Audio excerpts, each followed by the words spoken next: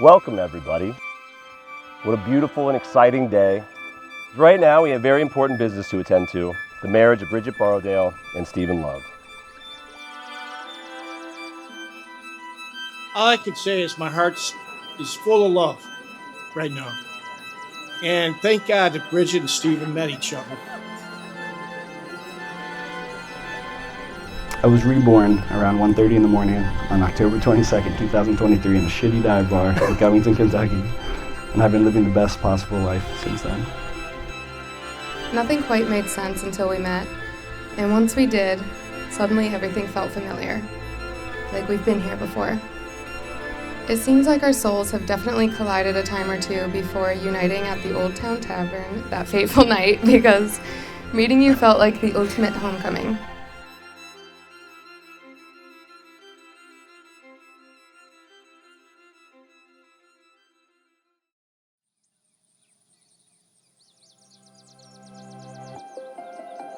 Now, Bridge, you have always been Grandpa's favorite. You've been his favorite princess.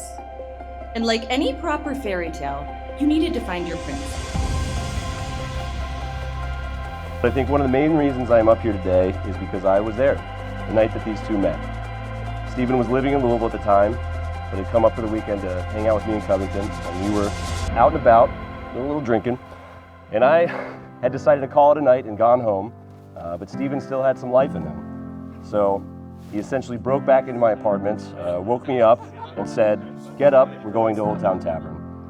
And I, being the excellent friend that I am, obliged.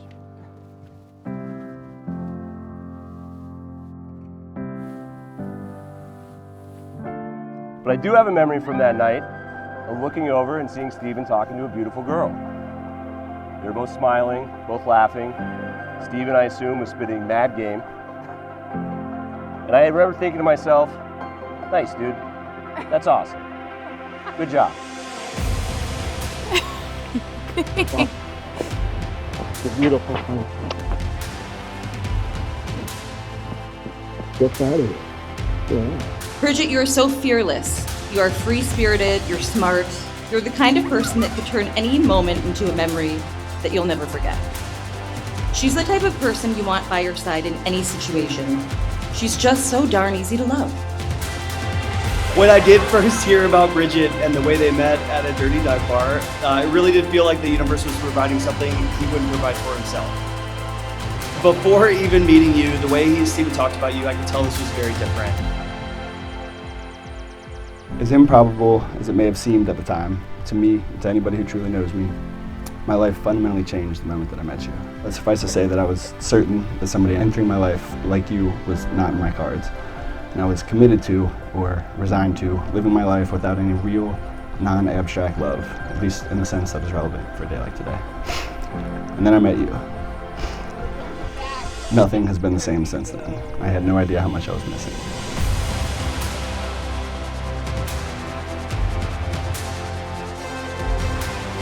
Of course, I wish that we'd met earlier in life, because one lifetime with you could never feel like enough. But I am certain that we've already lived together contains enough love to make most lifetimes replete. You are so easy to love, Stephen. By simply being yourself, you remind me daily that there's no limit to the amount of beauty that can exist in this world. You are that beauty, and you exude it unknowingly. In the way you think, in the way you act, in the way you listen, and in the way you care. It is my distinct pleasure to introduce to you for the second time today, Mr. and Mrs. Stephen and Bridget Love. I have no idea exactly what the future has in store for us, but what I do know is that having each other will always be enough. Together, we are a force.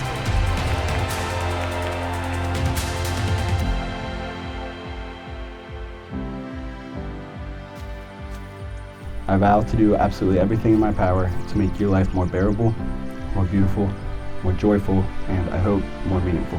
I am committed to you through good times and bad, sickness and health, all of that and more.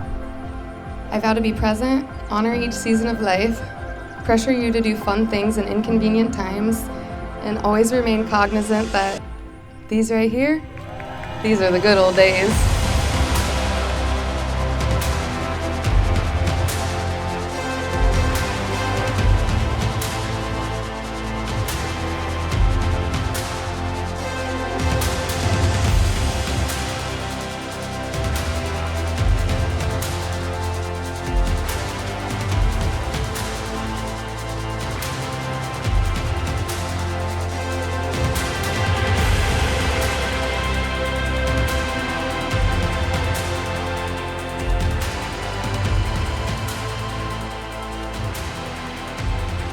power invested in me by the state of Ohio, I now pronounce you husband and wife. You may now kiss the bride.